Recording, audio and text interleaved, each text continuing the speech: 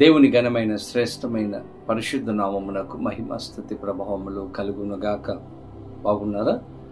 పరిశుద్ధాత్మ దేవుడు మరొక నూతన దినాన్ని మన జీవితంలో అనుగ్రహించి ఉన్నారు. ఈరోజు మీరందరూ కూడా ఉదయం లేవగానే ప్రార్థన చేసుకొని ప్రభుతో సమయాన్ని గడిపారని నమ్ముచూ ఉన్నాను. ప్రతిదినము కూడా పరిశుద్ధాత్మ దేవుడు వాగ్దానము ఇస్తున్నప్పుడు విశ్వాసముతో మనము పొందుకున్నప్పుడు ఖచ్చితంగా ఆయన మనలను ఆశీర్వదిస్తాడు. ఈరోజు ప్రార్థన చేసుకొని పరిశుద్ధాత్మ దేవుడు మన కొరకు సిద్ధపరిచిన శ్రేష్టమైన వాగ్దానమును ప్రార్థనాపూర్వకముగా పొందుకుందాం. తలలు వంచండి. ప్రార్థన. పరిశుద్ధుడానికి వేలాది వందనాలు, స్తోత్రములు యేసయ్య. ఉదయకాలములో మేమందరము నీ సన్నిధికి వచ్చి ఉన్నాము. ఈరోజు మాతో మీరు మాట్లాడండి, దర్శించి మీరు ఆస్వాదించి నీ కృపలో భద్రపరచమని సహాయం చేయమని యేసు నామమున అడిగి వేడుకొనొచ్చు ఉన్నాము మా పరమ తండ్రి, ఆమేన్. ఈ దినం దేవుని వాగ్దానము చదువుకుందాం. బైబిల్ గ్రంథాలు తెరవండి.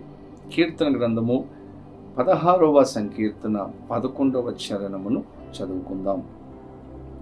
జీవ మార్గమును నీవు నాకు తెలియజేసేదవు, నీ సన్నిధిని సంపూర్ణ సంతోషము కలదు, నీ కుడి చేతిలో నిత్యము సుఖములు కలవు.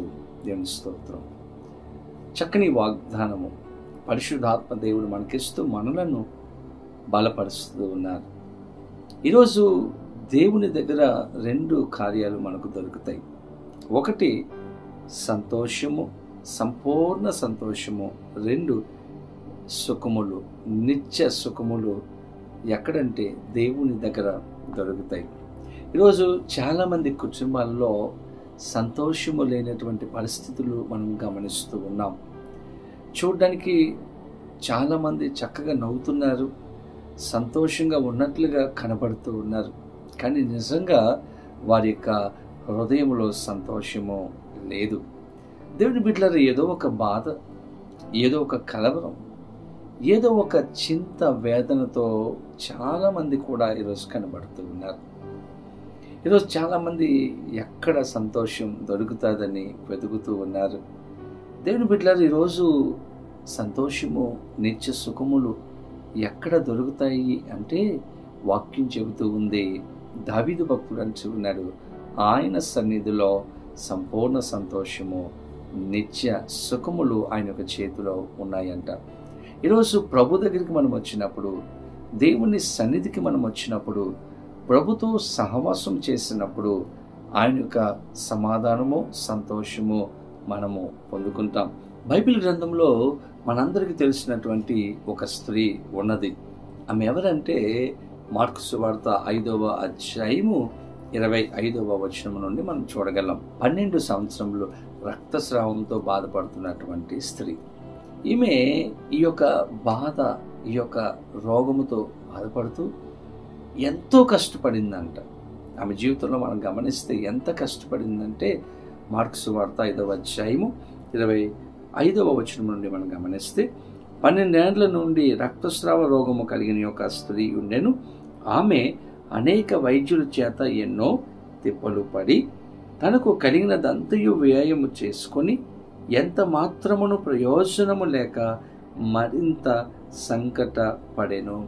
దేవుని బిడ్డలారా, ఈమెకున్నటువంటి బలహీనతను బట్టి, రోగమును బట్టి ఎంతోమంది వైద్యుల దగ్గరకు వెళ్ళింది, ఎన్నో మందులు వాడింది, ఎంతో ఖర్చు పెట్టింది. ఆమె జీవితంలో సమాధానము లేదు, సంతోషము లేదు. ఆమె మిగుల సంకట పడినట్లుగా, బాధపడినట్లుగా మనము వాక్యంలో చూస్తాం. ఇటువంటి స్త్రీ ఒకరోజు యేసయ్య గురించి వింది.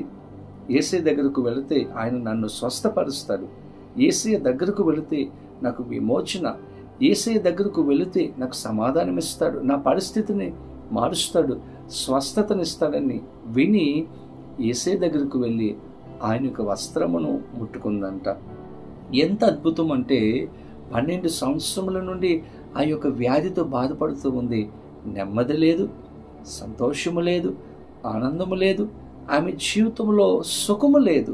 దేవుని బిడ్డలారా, అటువంటి ఈ స్త్రీ యేసయ్య దగ్గరికి వచ్చినప్పుడు సంపూర్ణమైనటువంటి స్వస్థత ఆమె పొందుకుంది.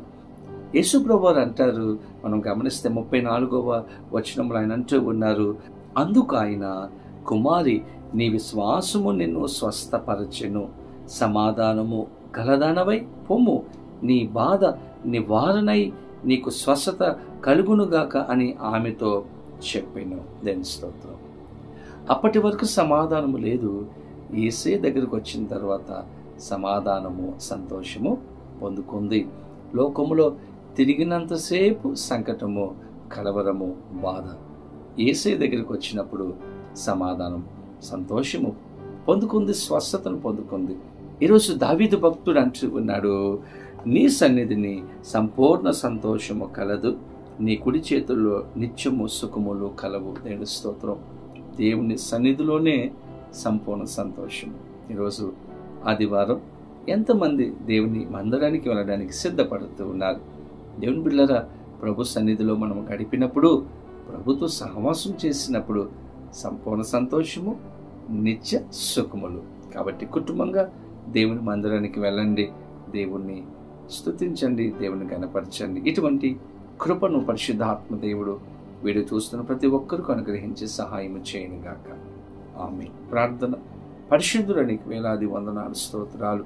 ఉదయకాల సమయంలో ప్రభువా, మేమందరం నీ సన్నిధికి వచ్చి ఉన్నాము. నీ సన్నిధిలో సంపూర్ణ సంతోషము, నీ కుడి చేతుల్లో నిత్య సుఖములు ఉన్నాయని మాకు తెలియజేశారు. ఈరోజు ఎవరెవరైతే నీ సన్నిధికి వచ్చారో, నీ పాదాల దగ్గర సమయాన్ని గడుపుతూ ఉన్నారో, వారికి సమాధానం, సంతోషము, ఆనందము అనుగ్రహించి వారి జీవితాలలో గొప్ప కార్యములు చేయమని యేసు నామమున అడిగి వేడుకొనుచు ఉన్నాము మా పరమ తండ్రి. ఆమేన్. తండ్రి, కుమార, పరిశుద్ధాత్మ త్రియేక దేవుని యొక్క దీవుని ఆశీర్వాదము సదాకాలము కలుగునుగాక. ఆమేన్. దేవుడు మిమ్మలను దీవించునుగాక. ఆమేన్.